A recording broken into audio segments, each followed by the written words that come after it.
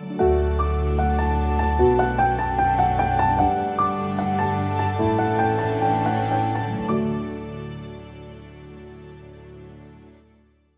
tarde a todos e a todas.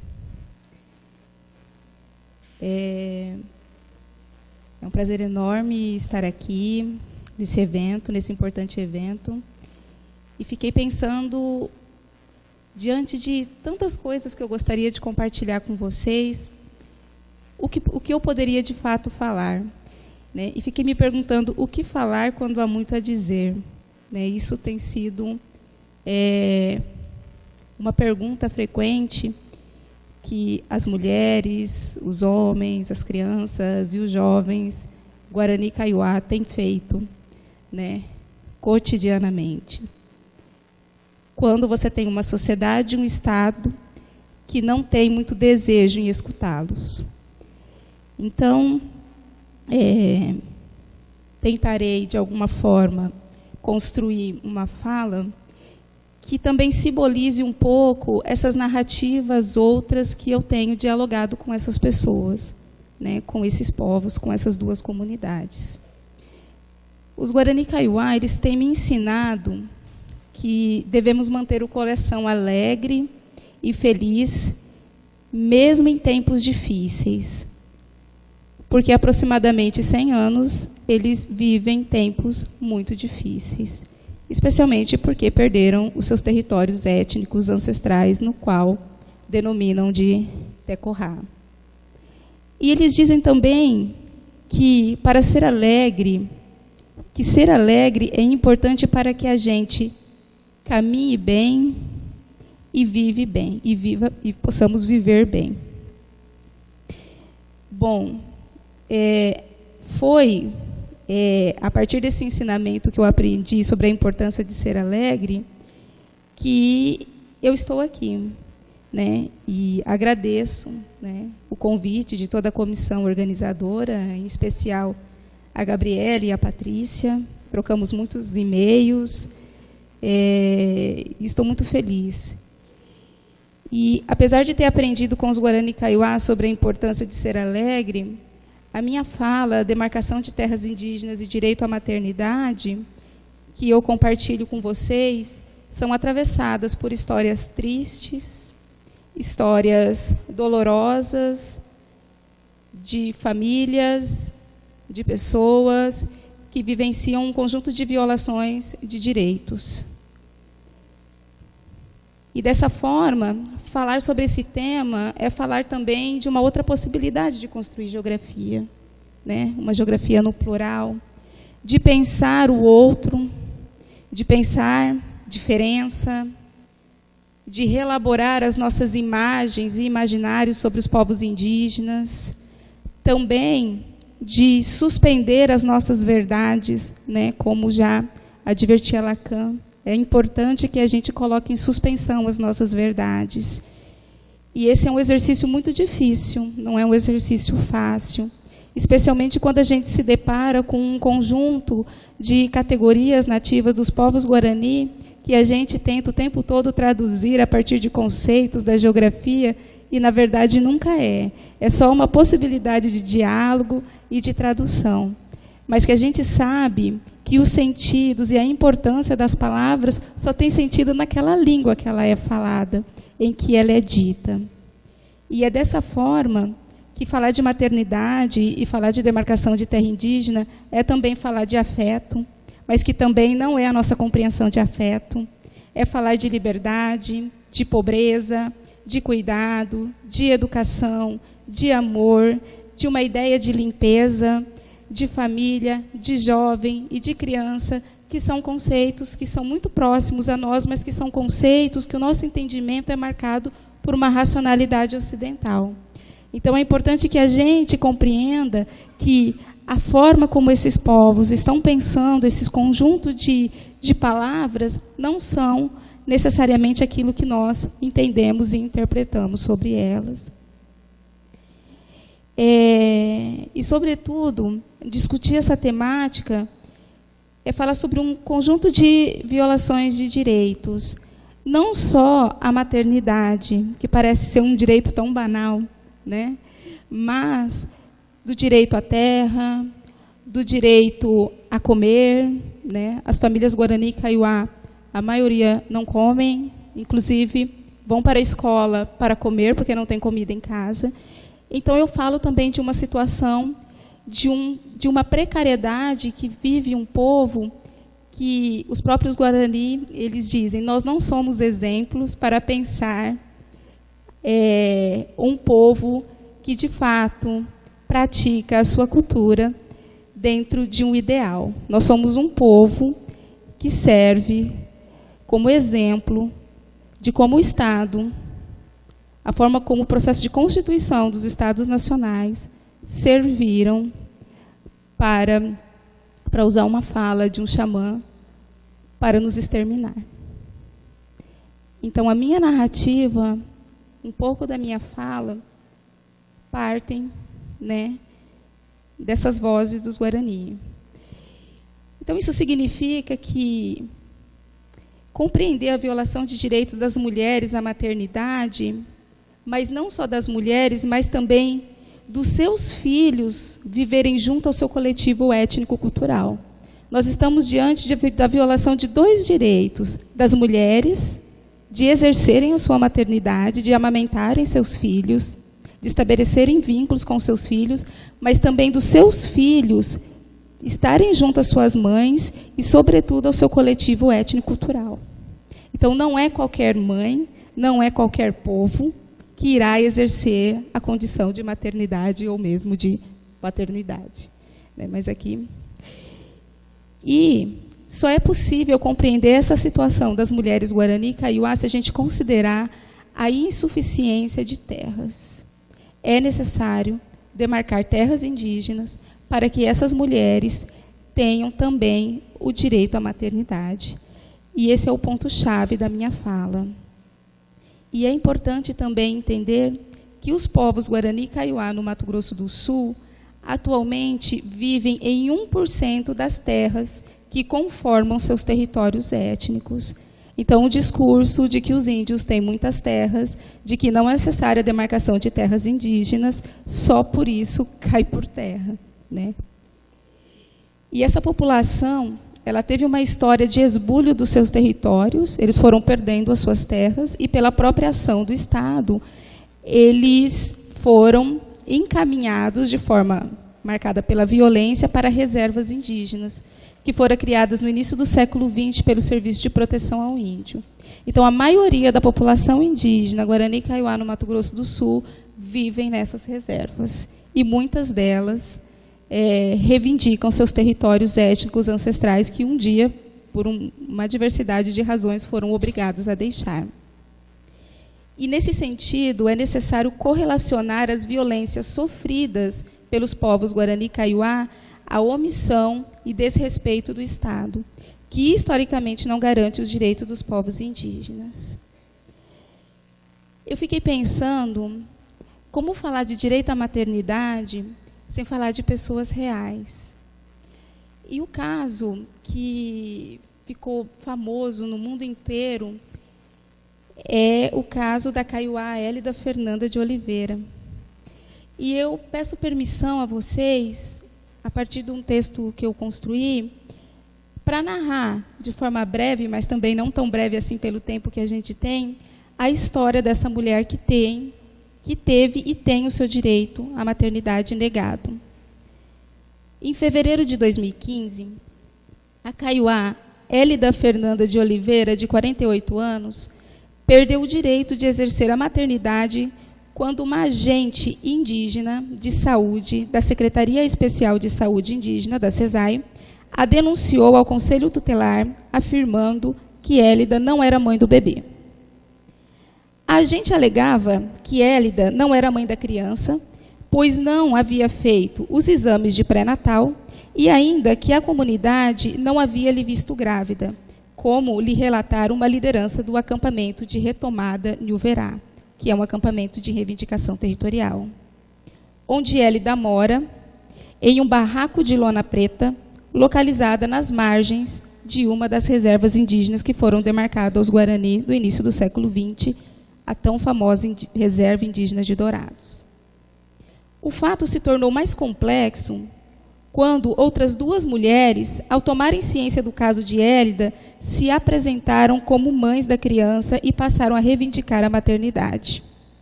O desdobramento desse processo conflituoso, doloroso, foi a perda da guarda que Élida então tinha de seu filho, retirado de seu colo com 8 dias de vida pelo Conselho Tutelar, que o conduziu para o acolhimento em uma entidade de assistência social chamada Lar Santa Rita, localizado no centro da cidade de Dourados, distante aproximadamente 8 quilômetros da residência da família.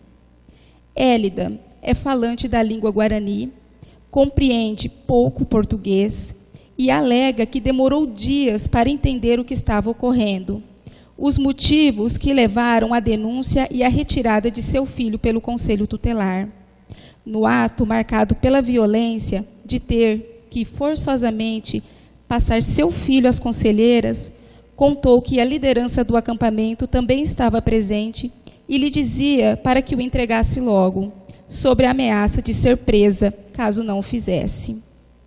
O dramático dessa história é a contestação da maternidade de Élida pelos órgãos oficiais, situação que se tornou mais grave pela morosidade do Estado em atestar, por exames de DNA, o poder familiar de mãe, longos 2 anos para realizá-lo e para que Élida pudesse comprovar sua maternidade. Durante esses 2 anos, foi questionada sobre ser ou não a verdadeira mãe da criança, e após comprovada a maternidade, quando já não havia motivos para que seu filho permanecesse no abrigo, o Estado negou o retorno da criança à sua família sobre a alegação de ser a mãe negligente. Pois, segundo o entendimento do responsável pela causa, em um órgão de justiça, Élida vivia em condições inadequadas para manter uma criança, sobretudo por viver em uma área de reivindicação territorial do povo guarani, claramente percebido como lugar da barbárie, da sujeira e inapropriado para a vida de uma criança. Morar em um barraco de lona preta, ter muitos filhos e ser pobre resulta na impossibilidade de uma mulher indígena exercer o seu poder familiar de mãe, arbitrariamente contestado e negado pelo Estado. Para as conselheiras tutelares, a realidade vivida por Élida é totalmente diferente que a criança vive no abrigo, sendo preferível que não retorne à sua família. O filho de Élida está no abrigo há 4 anos. Ela não teve o direito de dar um nome ao próprio filho. O nome foi dado pelo juiz responsável pelo processo. E ele deu um nome com a justificativa de que a criança é tão linda que nem parece índia. Os casos de violações do direito à maternidade das mulheres Guarani e Kaiowá é marcado por racismo institucional. E também peço permissão para poder, nas palavras de Élida, como ela narra essa história. Porque o Conselho Tutelar levou meu filho com 8 dias de vida. E me falaram para ir às 4 da tarde para pesar a criança, que são os agentes de saúde. O carro do Conselho Tutelar ficou atrás da casa e eu não vi. E quando eu cheguei, já tiraram e entregaram para eles. Eu comecei a visitar meu filho. Fez 1 ano, até que fez 2 anos. Agora não tem mais visita. Esquece do seu filho, porque ele não é seu filho. Eles disseram. E comecei a fazer o DNA. Fiz em 3 meses. Eu lembro que foi em agosto. E me falaram que eu não tinha mais direito à visita. Sim, é seu filho, mas pode ir perdendo as esperanças porque você não vai mais conseguir levar ele. Da retomada que a gente estava, tiraram 4, 6 crianças. Só esse ano, pessoal, existem 10 crianças em condição de abrigamento. 4 delas são bebês recém-nascidos. O Conselho Tutelar não comunica, ele já vem e pega. E quando as mães vão receber o Bolsa Família, eles pegam as crianças. Eu estou viva. Eu ainda não morri para entregar meu filho. Eu não vou entregar na mão de outra pessoa, eu falei. Só depois que eu morrer eu poderia entregar meu filho. Enquanto ele estiver lá, no abrigo, eu terei sempre a esperança dele voltar. A história de Hélida é a história mais emblemática e chocante porque a condição de ser a mãe da criança foi questionada. Imaginem vocês, né, acho que quem é mãe, quem é pai, tem uma noção do que significa alguém dizer para você, não, não é seu filho. E mesmo após ser comprovada a maternidade, ela é impedida de levar a criança para sua casa. Seu filho nunca pisou o pé na aldeia. O seu filho não fala Guarani. O povo Guarani Kaiowá vive um explícito processo de etnocídio.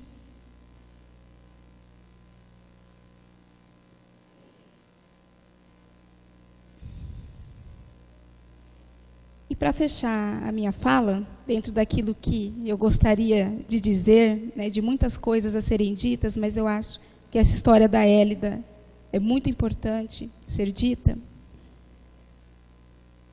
é que o povo Guarani, ele entende que uma criança existe antes mesmo dela ser concebida. Antes mesmo da mulher engravidar, ela já existe, porque ela é sonhada. Quando o avô, a avó, o pai ou a mãe sonham com um pássaro, esse pássaro avisa sobre a chegada dessa nova criança. Então, essa criança ela já compõe a rede familiar desse povo. Ele já compõe a vida Guarani Kaiowá nas comunidades. Então, a criança Guarani, ela é sonhada até ser concebida e até nascer. E quando a criança nasce, os braços da mãe é a principal morada da criança no primeiro ano de vida. O bebê dorme e mama apertadinho no colo da mãe. Hélida foi impedida de amamentar seu filho. Não só ela, mas tantas outras Hélidas que vivem no Mato Grosso do Sul, mas tenho certeza nesse Brasil.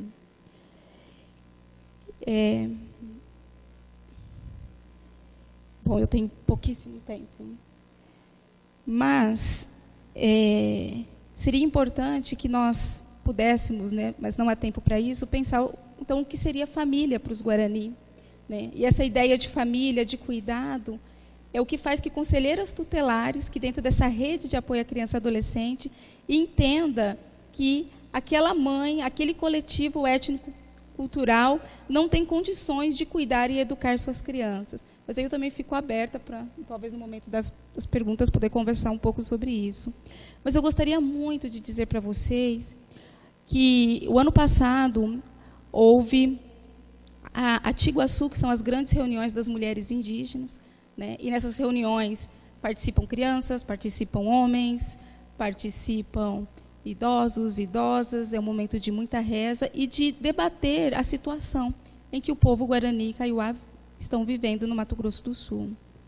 E eu pensei em tirar parte do documento final dessa reunião, da Cunhanguê Tiguaçu, que é a narrativa das mulheres indígenas dizendo: vivemos a insegurança pública no nosso cotidiano, tendo que lidar com o racismo, o preconceito, a violação de nossos corpos e de nossa cultura. Com as violências dos não indígenas, quando tentamos utilizar os dispositivos do Estado, que oficialmente deveriam nos proteger enquanto mulheres. Somos mulheres Guarani Kaiowá e temos que ter a garantia dos nossos direitos que levem em consideração as nossas especificidades culturais, para que assim não nos deixem como vítimas da violência do Estado e da sociedade brasileira. Sem a demarcação das nossas terras, nós, mulheres Guarani Kaiowá, não poderemos ter uma vida livre da violência. E resistiremos para que possamos ter uma vida com liberdade junto com os nossos filhos, nosso povo e nossa terra. Demarcar terras indígenas é dever do Estado e direito dos povos Guarani. Sem demarcação, o Estado não irá respeitar o modo de ser dos Guarani. Porque sem terra não tem educação, sem terra não tem saúde, sem terra as crianças estão sendo recolhidas pelos conselhos tutelares. Então essa é a fala de uma liderança Kaiowá, de uma mãe Guarani Kaiowá, a Jaqueline, que eu espero, né, que chegue no coração de vocês e que alegre a vida de vocês. E a alegria, pessoal, talvez você fale, mas como você está falando de alegria? Mas a alegria que tem que nos mover. E, de certa forma, é isso que os Guarani Kaiowá, diante de situações como essas, nos dizem a todo tempo. Que vocês, brancos, também tenham a alegria de viver. Muito obrigada.